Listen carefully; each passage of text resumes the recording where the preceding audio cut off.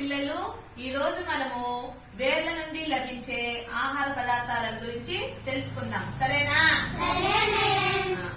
బంగాళదుంప, ముల్లంగి, క్యారెట్, అల్లము, తెల్లగడ్డ, ఎర్రగడ్డ, గొబ్బి పువ్వు, పసుపు, బీట్రూట్. ఇవి కాకుండా గెనుసుగడ్డ, గేగులు, ఇవన్నీ కూడా వేర్ల నుండి లభించే ఆహార పదార్థాలు. సరేనా? ఒక్కొక్కరు లేచి వేర్ల నుండి లభించే ఆహార పదార్థాలు ఏవో చెప్పండి. ముల్లంగి, క్యారెట్,